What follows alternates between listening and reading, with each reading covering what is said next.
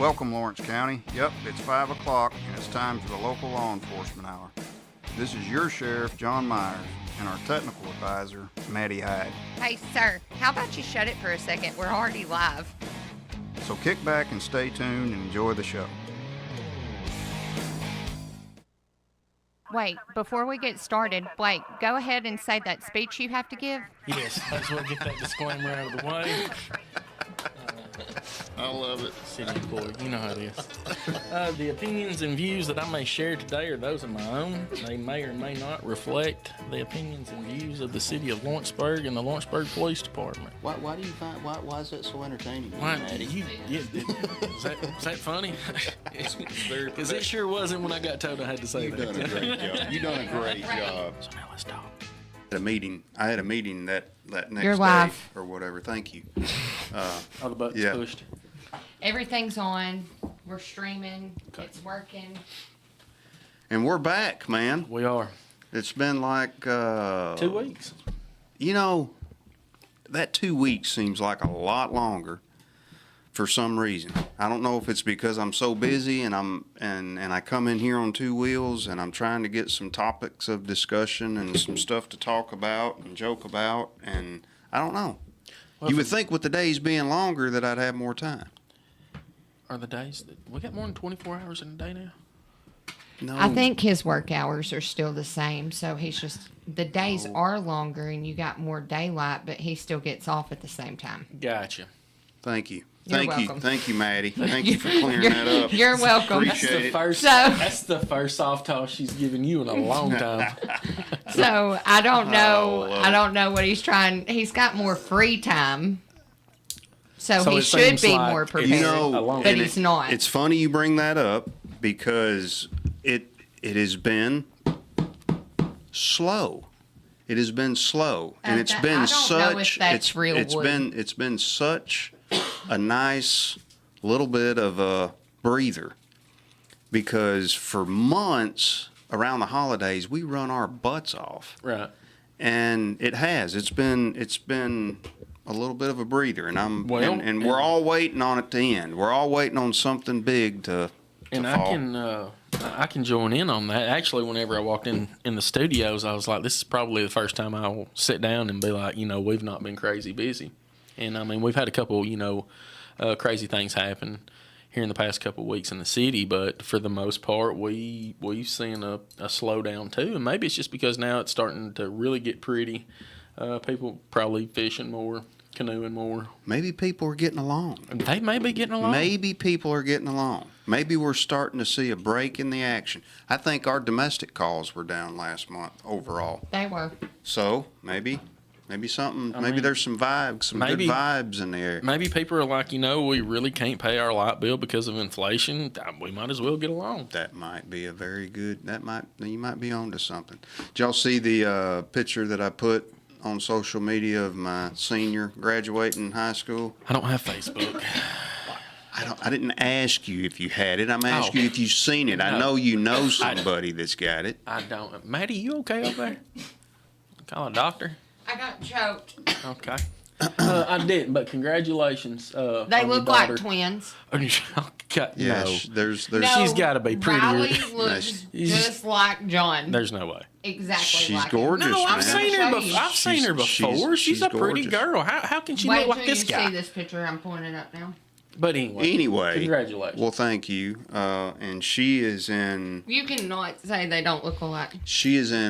Panama City Beach right now. Okay. The first time she's been gone on her own with, Ever? with no adults. Her and her buds went Okay. down there and got an Airbnb All right.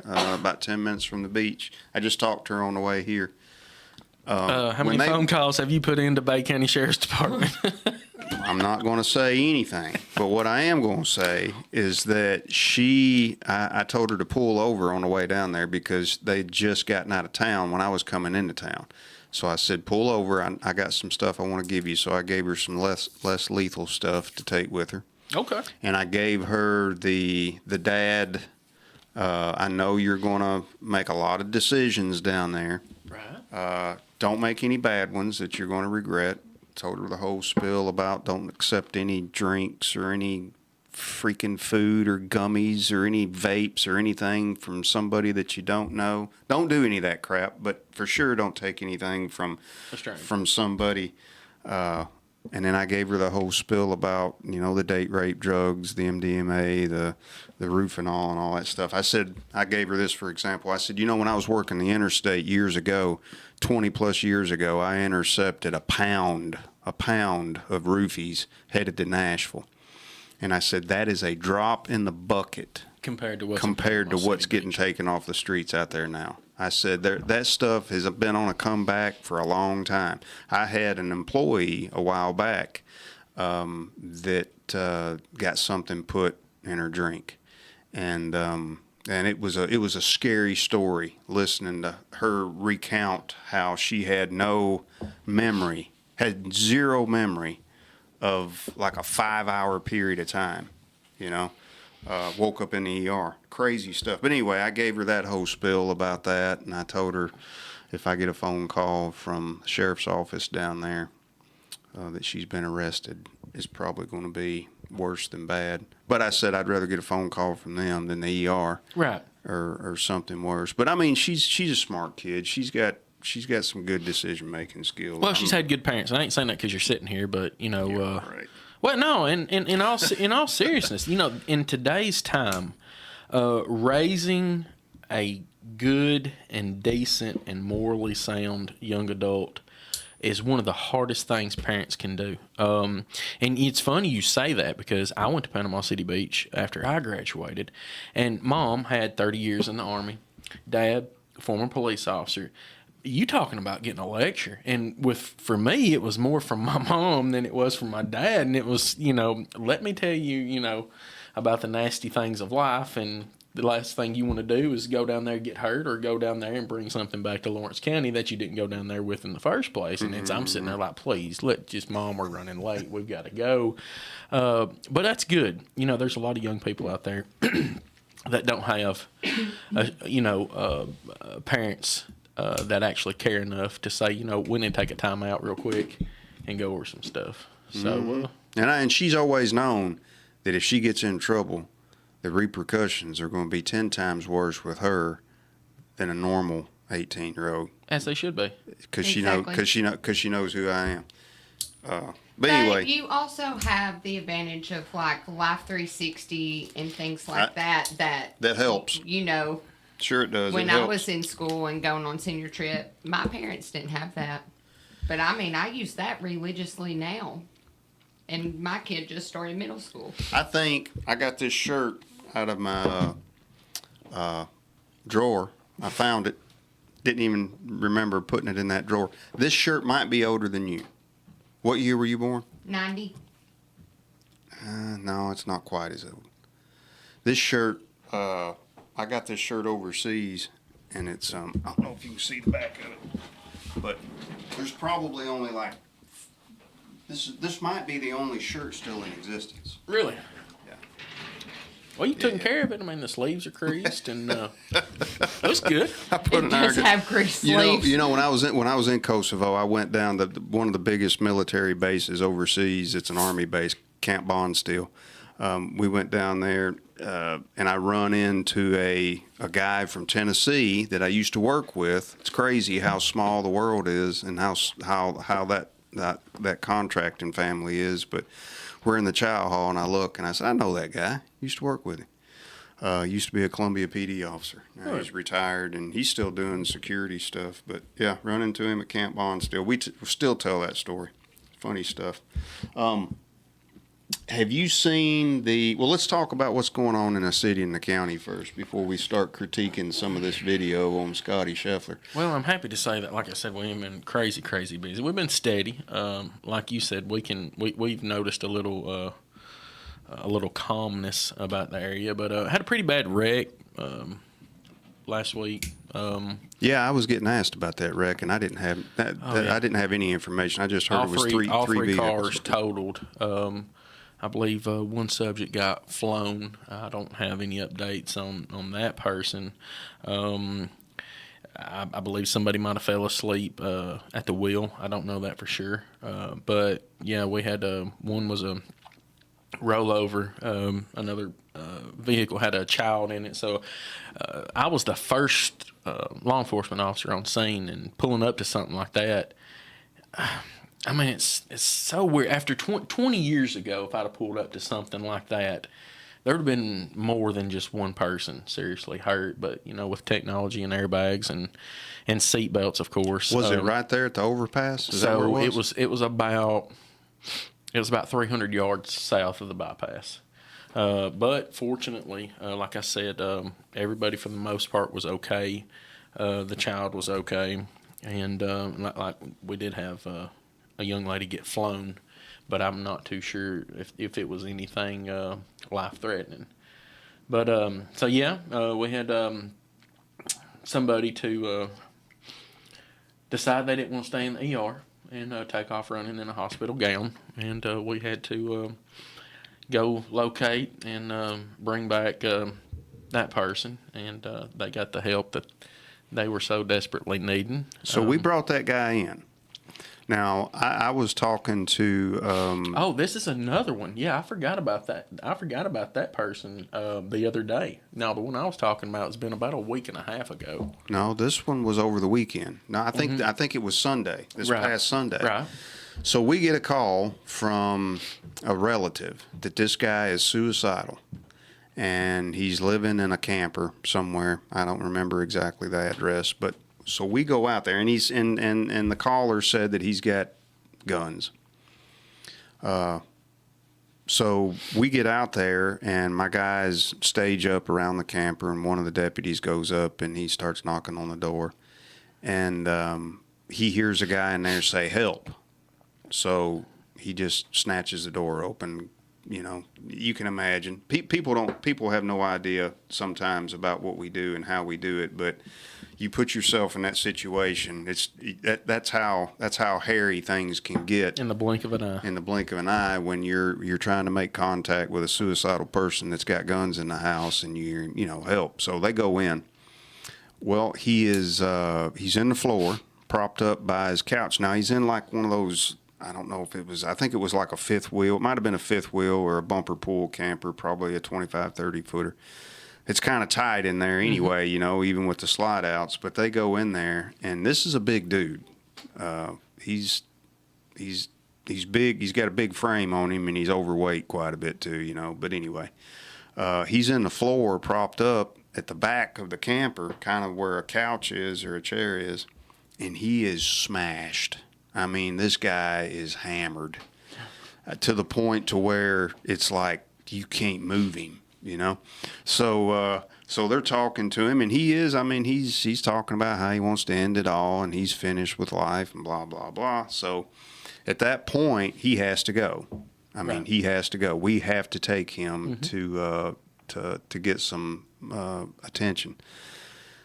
It was such a long process getting this guy up. It was a long process. How big a boy was he? I'm saying he was probably all over 300 pounds, easily.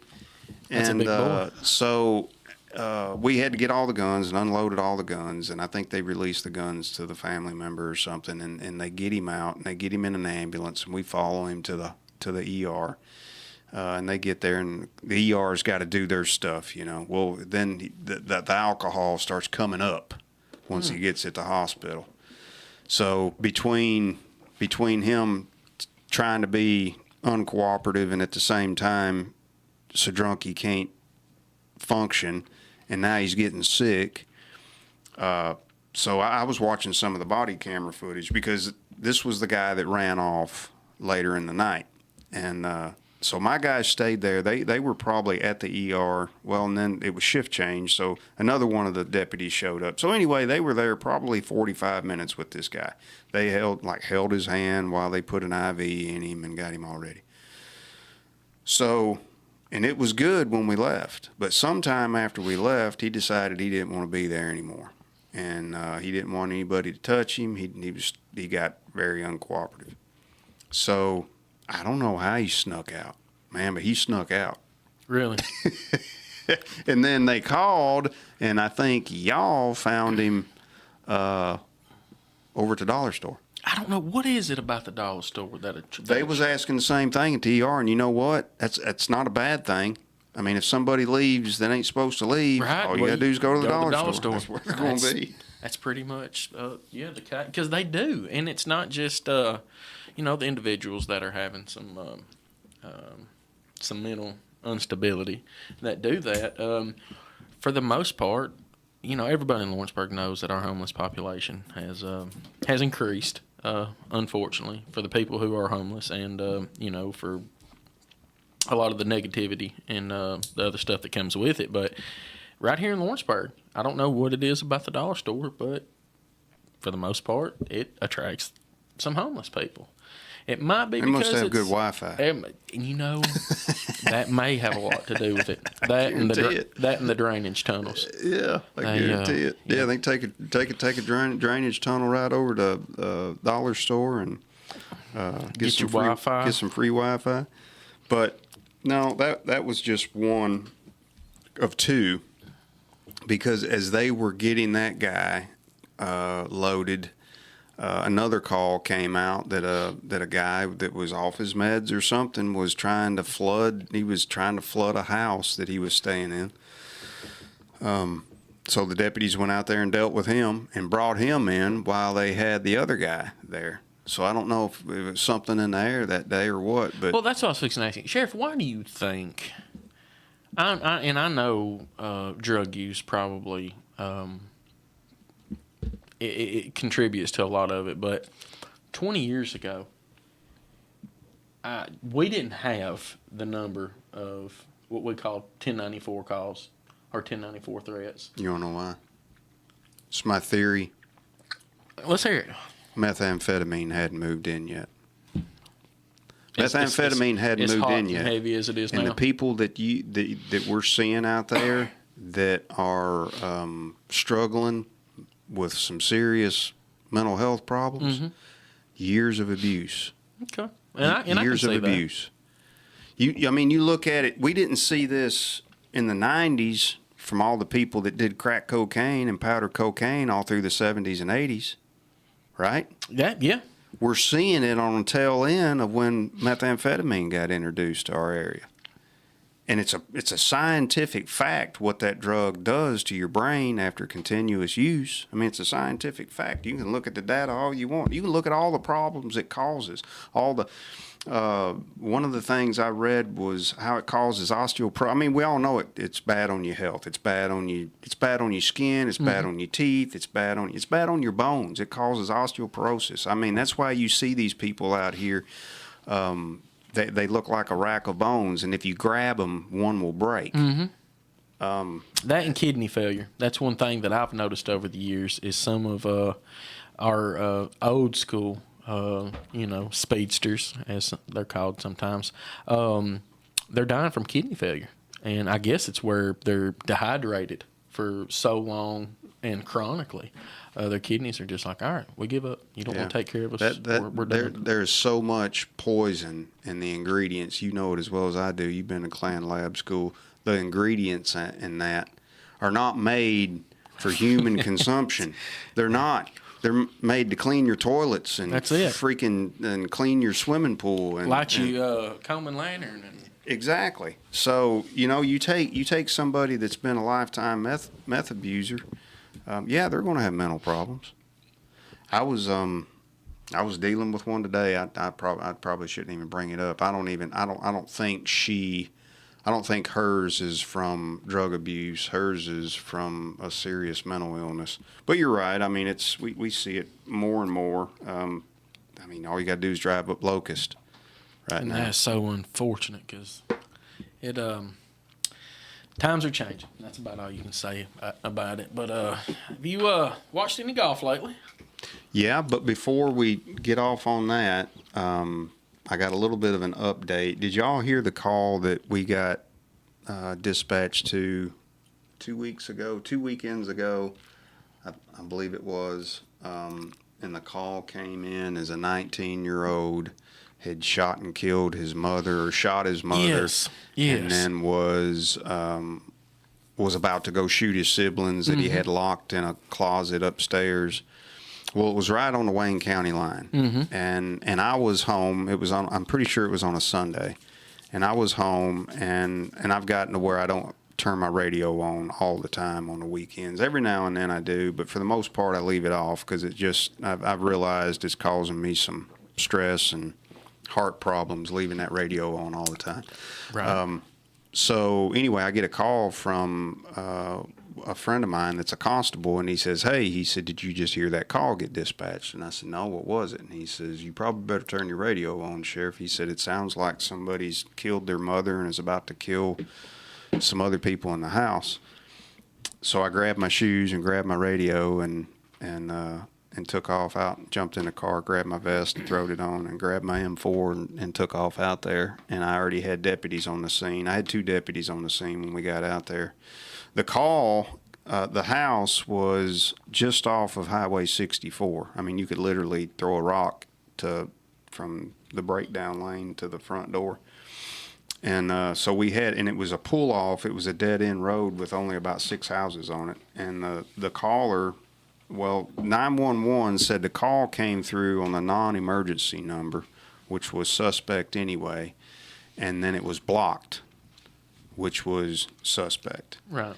And so anyway, we get there and we're in front of the house, and I've got a little bit of video from somebody's body camera, but we're kind of behind one of the units discussing some options, and one of the deputies had gotten a couple or 3 phone numbers from dispatch because there was a call history from that house.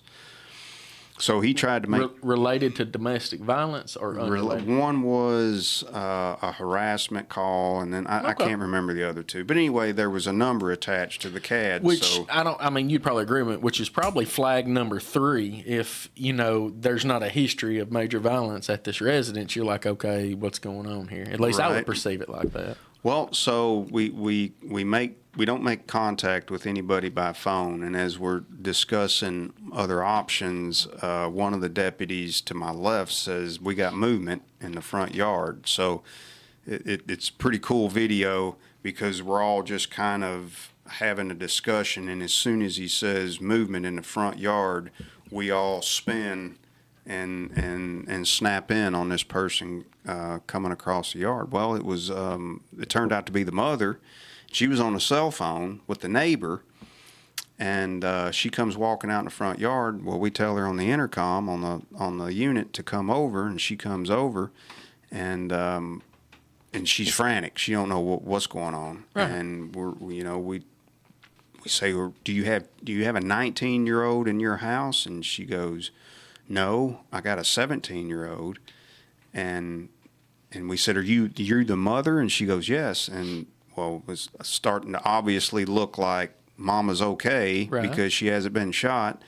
And she starts panicking. She says, what did my 17-year-old do? And we said, we don't know if your 17-year-old done anything. We just received a call that there had been a shooting at this house. So anyway, and then we got to talk to the neighbors to find out that we're 100% at the right address. So we start talking to the neighbors, and the neighbors are like, no, there's no 19-year-old that even lives on this street by that name.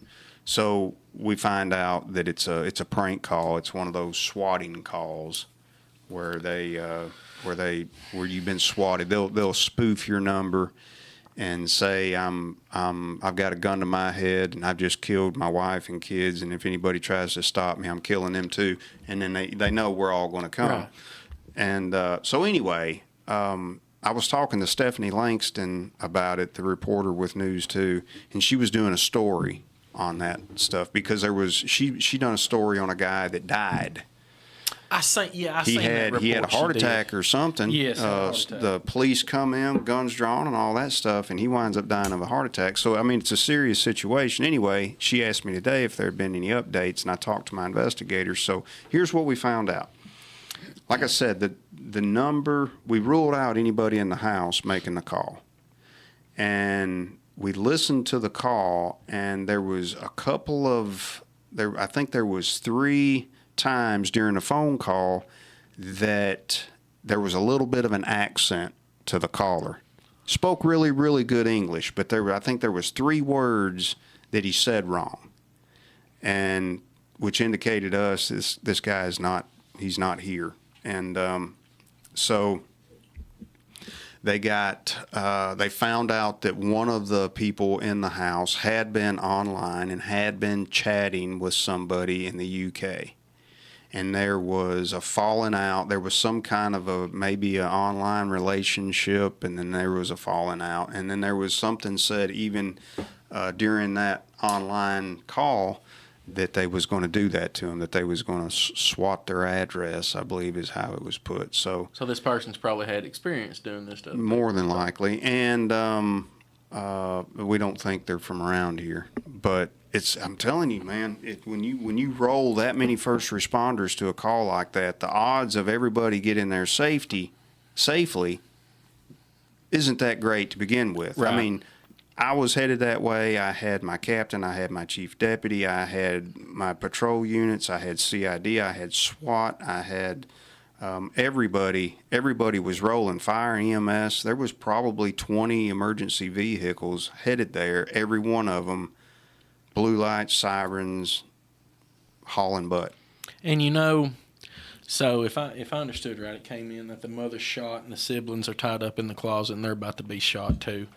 The average cop is going to probably be driving faster to that call, probably more than any other call that we would get. So right off the bat, an officer's life is put in danger. Because when you got speed mixed with adrenaline, mixed with a hot call like that, knowing that you're likely going to encounter some hot lead coming your way as soon as you pull in the driveway, that's just a recipe for disaster. So my mother-in-law goes to church with your captain, and I knew it was odd that she was giving me a call. And we just got back to town. We didn't go to church that morning, but her number popped up on my phone, and I was like, "This is odd." She's usually in church, and I answer it. She's like, "Hey, are you headed to that call?" And I said, "I don't even have my radio on. What's going on?" And she says, "Well, your captain just left, headed to a call where a woman's been shot, and children are likely to be shot too." And it's like, let me get off the phone. So I'll go turn my radio on. At the same time, I'm putting on a pair of pants, knowing I'm not likely going to be called to this call. But at the same time, I'm talking to the good Lord above, asking him to protect y'all while I'm putting a pair of pants on and a pair of shoes, just in case. But scary situation, but so glad it turned out to be what it. Well, I mean, yeah, you're glad there's not. It wasn't what the caller said it was, but still, it's frustrating. It is when you do all that, and that's scary. We get a lot of scary calls, but one where there's about to be some children killed, buddy, that almost takes the cake. Yeah, everybody's flying to those kind of calls.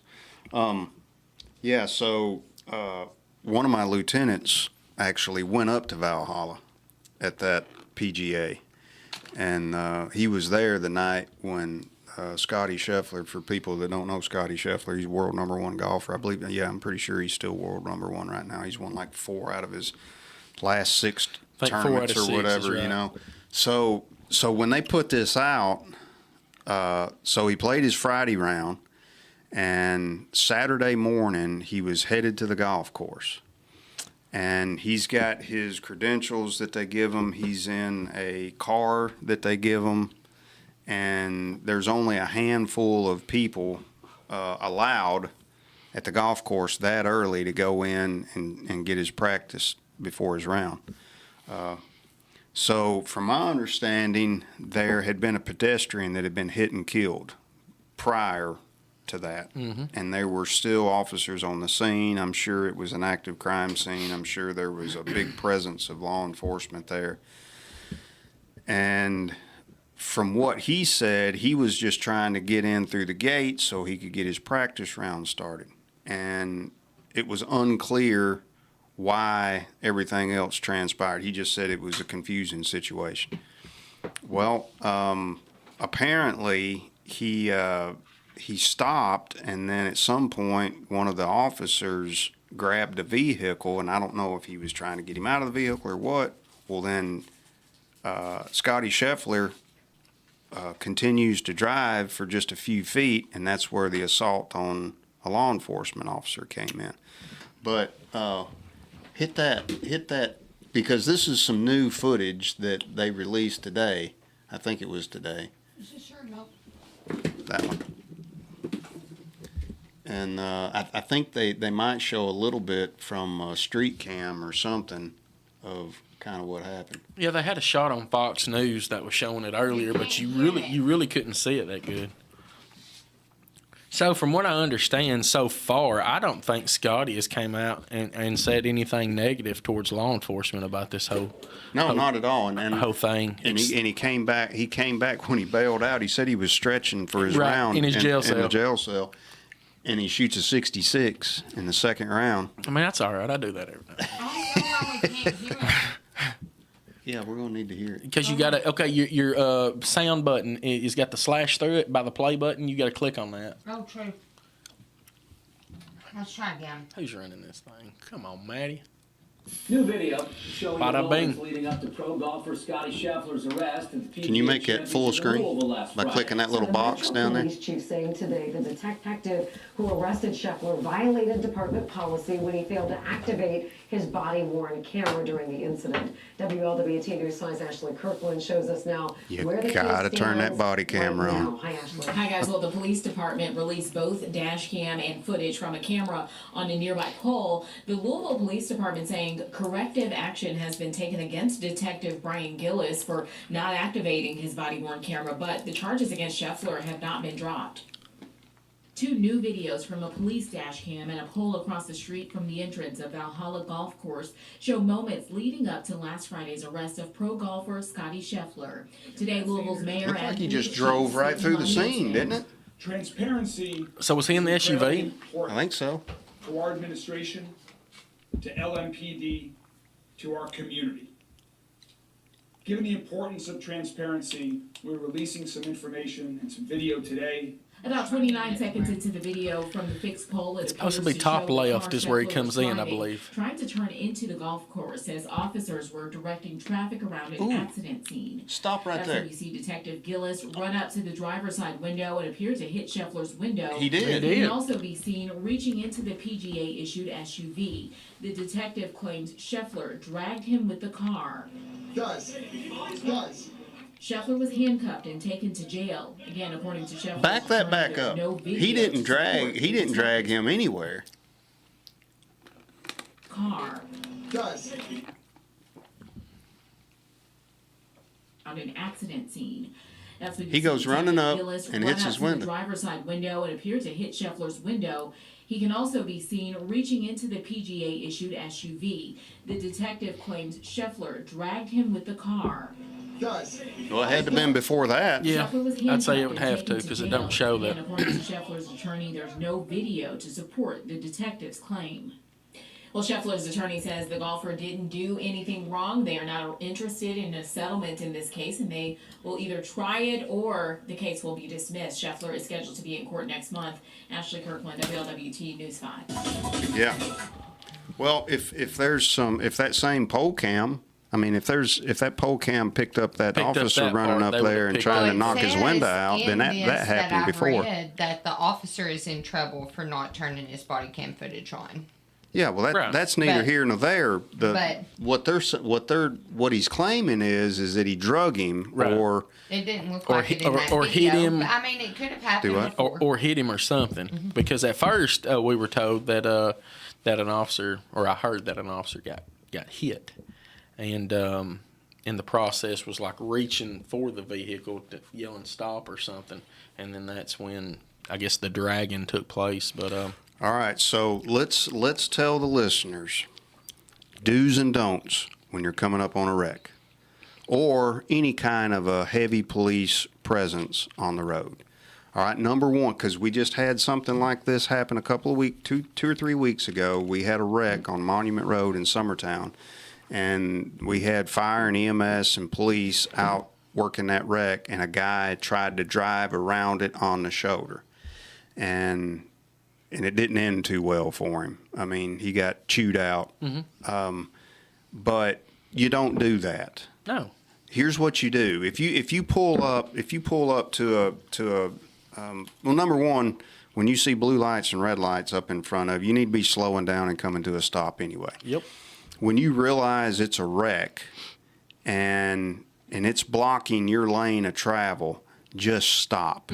Just stop and wait for a minute. Wait for direction or instruction. Somebody most likely will see you sitting back there and wave you up, or go back there and have you roll down your window and say, hey, you might want to turn around. We're going to be here for a while. We got the roadblock. And to add on to that, and people may not think this, they may not know it, may not think of it, but if you pull up to a wreck scene and you stop, all right, until you're given an instruction, you're actually providing protection to some of them first responders who are already on the scene. Because how many times have we been on a wreck scene and somebody just come flying through? Well, they can't do that if the traffic in front of them is stopped. Exactly. Now, if you have some medical experience and you want to help, feel free to pull off on the shoulder and get out and walk up. And the very first person you see that's fire, EMS, or law enforcement, just say, hey, do you need some help? Yep. We're either going to say, yeah, get over here and get in with us, or they're going to say, no, we appreciate it. You can stay in your vehicle. Because a lot of times the situation might still be dangerous, and we don't need somebody else getting hurt. Yep. But you're not going to get chewed out. You're not going to get reamed by asking for some help or asking if you can help. What's going to get you in trouble is if you try to go around that scene, go through a scene, or go around that scene when we've got the road blocked. Because how many times have we had, and you, I know more than me because you've worked more wrecks than I have a scene that still has evidence scattered everywhere. And we got to preserve that crime scene. We have to preserve that wreck scene, that evidence. And we can't have people driving through it. That's the reason why we block traffic off. Right. I'm the biggest proponent for getting traffic open back up. Nothing I hate worse than to see a fender bender and they've got 2 lanes of travel closed down on the interstate. And it just causes this huge, you wind up working more wrecks because of the congestion. But if we've got it closed, we've got it closed for a reason. Because it's either not safe or we still have debris and evidence out there that we have to gather. I mean, you know that more than I do. And I don't know the last time you've been to East Tennessee, but I've seen some new signs that I've not either noticed before or ever paid attention to, but they actually have signs on 40 now. Once you get over like towards where 75 come in, or where 75 comes into 40, like right before you get to Knoxville or whatever, going up the big hill, going down the big hill, around that area, they've actually got signs that say, if you have a wreck, immediately pull over off the shoulder. And, you know, there's a lot of people that think, hey, if I have a wreck, we're not supposed to move our cars. Well, safety comes first. I promise you, everybody out there listening, that if you feel unsafe and you pull your car on the side of the road and you tell that officer it just wasn't safe here, we wanted to be safe, we wanted to feel safe, you're not going to get that much flack. No, and everybody's got phones, and every phone's got a camera. And if you've got a question about moving your vehicle, or if you're thinking that we'll lose the point of impact that shows that it's the other guy's fault that hit you or whatever, get a couple, 3 pictures and then move it if you need to.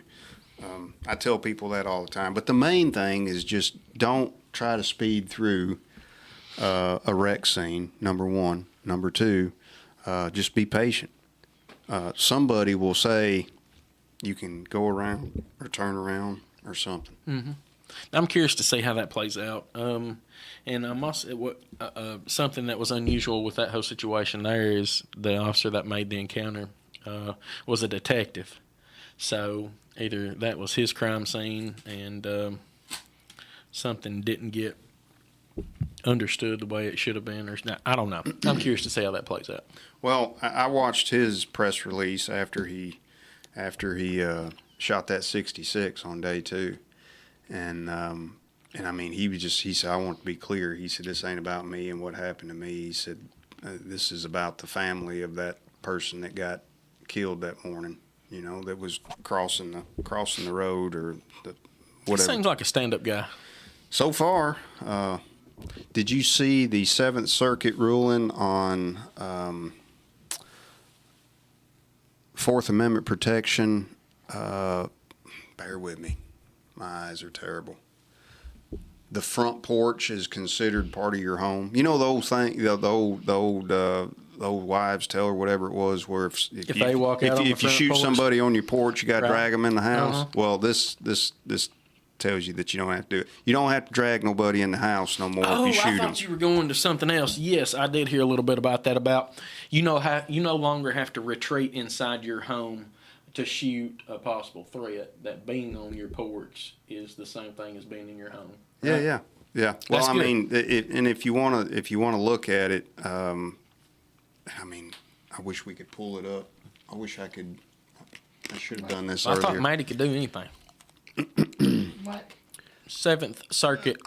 Seventh Circuit ruling, or just Google Seventh Circuit rule, front porch ruling. And that's great. At the end of the day, I don't like to see people get shot. But with that being said, if I'm on my property, okay, I don't care if I'm on my front porch or inside my home. A threat is a threat. Well, I tell people you don't take chances. You don't take chances. You know, the one sheriff down there in Florida, he says, we want you to shoot him. Mm-hmm. He said it's cheaper. That's okay. So my dad got started in law enforcement in the 60s, right? Can you click on? Yeah. And Sheriff, he was telling me that when he started, again, this is in the 60s, that they were actually told by the DA and in their training that if somebody started to intrude inside your home before you shot them, you needed to run to the back door. Hang on, don't go too far. I'm reading that. And that's crazy. I'm reading that summary right there. That's absolutely crazy. At the very core of the protection the Supreme Court has emphasized stands the right of a man to retreat into his home and there be free from unreasonable governmental intrusion. So it's saying that, no, that's 84. We'll go all the way down and see if there's a summary. No, back up. Back up. Right there. Right there, stop. Officers are allowed to enter, what's that word? I don't see where you're at. At the very bottom. Officers are allowed to enter the Curtilage. curtilage. Taking the same path to the residence that the visitor would take, knock on the door. So you're saying that this court ruling involved somebody shooting somebody on their front porch? It says Stop right there. Jeremy Banks posted the video of a gun within arm's reach on the evening of April 8th, 2021.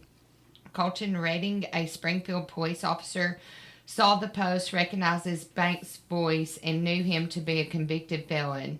Officer Redding gathered a group of colleagues and within minutes of seeing the video headed to Banks' home. Upon arriving, officers saw Banks exactly where they expected to, on his porch next to the grill. A few officers went around the back side of the house and, to avoid detection, approached the porch by walking through the backyard. The plan worked and resulted in the officers catching Banks by surprise, struggling with him, and eventually arresting him in front of a front room of the house. A pat-down turned into a loaded 9mm semi-automatic pistol in Banks' pocket. The officers also saw a box of 9mm rounds in the same room. The police did not have a warrant to enter Banks' porch or to search his home. So what he's arguing is that His the porch. officers needed a warrant to come up on his porch. Mm-hmm. But what the court opinion is saying that they didn't. Right, because if they would have took the same route to his front door As a visitor. as a visitor would. I'm telling you, some of these criminals are freaking Why would he geniuses. even post that on video? He's a convicted felon, Listen. and he's posting a video of him with a 9mm pistol. You can't make that stuff up. So I was standing in line at one of our gas stations the other day. getting a cold drink and probably a can of snuff, and the little cashier, she knew me, and the guy in front of me, she was talking about how about some of the crazy people that come in the store, make her feel unsafe, and he was like, well, why don't you just get you a gun? And she's like, I can't have a gun. I'm a convicted felon. All I can have, is this pepper spray. He's like, well, that ain't never stopped anybody. He's like, I'm a convicted felon, and I got one with me all the time. And she turned as white as a sheet of paper, and she just kind of looks over there at me, and I just smile and shake my head and look at the ground. I wasn't gonna cause a scene in front of her, but a phone call was made. I can imagine. Here's a new one. New law requires mandatory reporting. Motor vehicle accident mandatory reporting. It amends 5510-120. A law enforcement officer investigating a motor vehicle accident resulting in the death of a person and having probable cause to believe that an operator of a motor vehicle involved in the accident was driving under the influence of alcohol shall investigate whether the operator was served alcohol or beer at an establishment licensed to sell alcoholic beverages or beer. The ABC must be notified of the investigation within 48 hours of the incident. Okay. So if you suspect somebody of being impaired or being a drunk driver in an accident where a death happened, you got to, they're going to go and they're going to find out where he got served at. So and make sure that establishment has a license to sell it. And as far as the rules and regulations of the ABC goes, they got some really good rules, and then they got some other ones that are just stupid. But anyways, that's almost along the same world as if you sell Billy a pill and Billy ODs, you've got liability on your shoulders now. If you serve somebody to the point where they're unable to legally drive a motor vehicle on a public roadway, you now have incurred some liability. You're putting your establishment at risk. That's it. And I tell this to people all the time. Look, the responsibility ultimately falls back on the person. There's nothing I hate worse than everybody to play the victim. Well, I wouldn't have got drunk if you wouldn't have served them to me. Yeah, you would have. Yeah, you would have. You would have went somewhere else and got drunk. But this whole idea that everybody's a victim just enrages me. But as a bar owner, and if you've got somebody serving alcohol, you better make sure that the guy that you're serving or the gal that you're serving is not too impaired to drive, because if they are obviously impaired and they leave that establishment after you've served them, you're going to get in some serious trouble more than likely.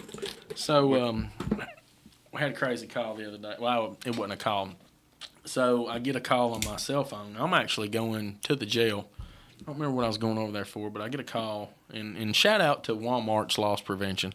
Them guys are amazing. It's almost a talent to them catching shoplifters. But anyways, I get a call on my cell phone. It's like, hey, there's a guy in circuit court right now that has hit us over 26 times this year.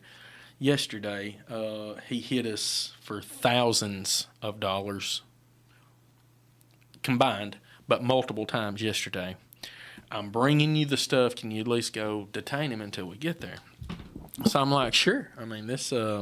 They take care of us, so we try to take care of them. So I go up there, and I put the cuffs on the guy, and he's like, well, what am I being arrested for? I was like, felony theft, and the first words out of his mouth were, from where? Not I didn't steal anything. So long story short, which place? Walmart. Well, yeah, but no, from that would have been another good answer. So, anyways, we make contact with his mama because I've got to go get some of this property back, right? We're talking. Walmart has estimated greater than $5,000. What was he stealing? Flat screen TVs? Baseball cards. Really? There's money in baseball cards, and I didn't realize it. No kidding. Yeah. So I go get the rest of it. But what's crazy is a family member told us, well, if Walmart would have just done their job and caught them, then they wouldn't have stole that stuff. Not. The mama's always going to come out. It's not my baby's fault. I mean, right? If Walmart would have done their job and caught my, kinfolk who was stealing thousands of dollars from Walmart, then they would have never lost their property, and my kinfolk would have never been in jail. They're enabling them. Walmart's enabling them by not catching them. Talking about enabling and playing the victim card, and after we get off air, I'll tell you who it is. It's that's just the world we're living in.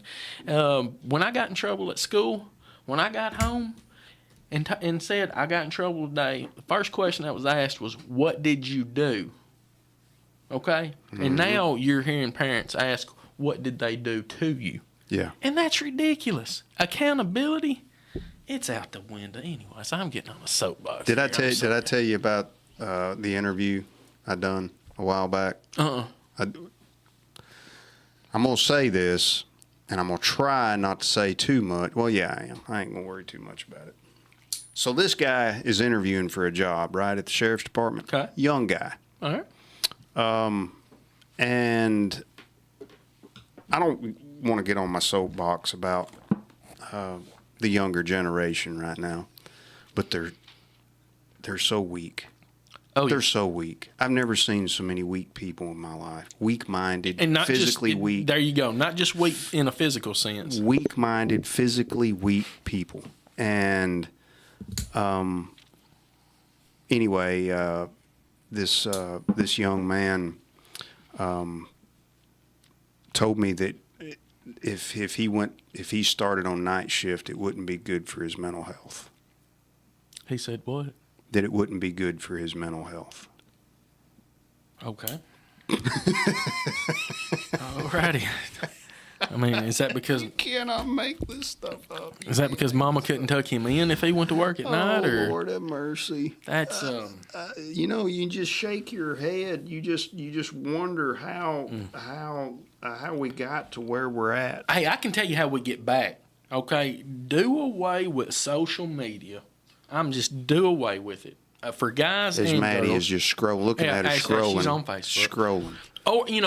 Or better yet, no. Or Hold on, just a minute. The satellites could fall out of the freaking sky. Well, and that could happen any day. But if you're under 35, you can't have social media. Okay, I mean, we got guys out here that can't even walk up to a girl and ask her for her name. I'm not talking about a telephone number. I'm not talking about do you want to go get a corn dog. I'm talking about our younger male generation. They can't go up to a girl and ask her for a name. No, It's because all they got to ridiculous. do is snap them now. And we wonder why they have so much mental health out here. It's because, oh my goodness. Yeah, all they got to do is Snapchat them. No social Snapchat 'em. media. They need parents in the household, and they need Jesus. Boom, summed it up. Back when I was a young kid, I had to call. You had to call the house phone. Mm-hmm. You had to call the house phone, and there was one phone. There was one freaking phone. There might have been two. There was one with a cord on it In the about kitchen. 120 That's feet the one that hanging was in the kitchen. And the sister usually had that one drugged down the hallway and run in her bedroom and had the Or door bathroom. locked. Yep. And then the parents might have had one by the bed, maybe. Maybe. But when you called a girl when you was my age, Oh, you prayed the dad didn't answer. you prayed. You prayed, and if you did, you hung up because that was even before they had caller ID. Caller ID. Or Yeah. Your voice shook a little bit. I remember one time I called this girl up, and I was scared to death of her daddy. He answered the phone. He said, "Hello." I'm like, "Dadgummit." I hung up the first time. Well, the next night I called again, and I couldn't do it again. And I knew if I didn't finally say something, so I asked. I can't even remember the girl's name. I said, "So and so there," and he said, "Who is this?" I'm like, "Dadgummit." Bill. It's Trevor. or if you was at school, you had to go talk to her while she was standing around her buddies. Right. And you talk about being intimidated. Mm-hmm. Because they're going to be rolling their eyes and looking at you up and down and seeing what kind of shoes you wear and if you got stains on your jeans and all that stuff, And looking see, at you. our younger people don't even get to. This is For the most WDXE, part, a lot of people- W287 AA, and W2. Okay. All the. Sorry, Are we off? we went over, but it's okay. Okay. I turned it off. But We're doing all right. But yeah, they don't even have home phones anymore. Every kid has got a cell phone. Mm-hmm. So do we need to say bye? Is the show over? I mean, if you want to, but I mean, it's up to it's you. hot in here. It Y'all is gotta get really hot in Y'all here. got to get a fan or a little air conditioner or something. Okay. in here. All right, we're gone. We'll see you next week. All right, bye-bye. Show. Today's guests, senior NBA writer for The Athletic,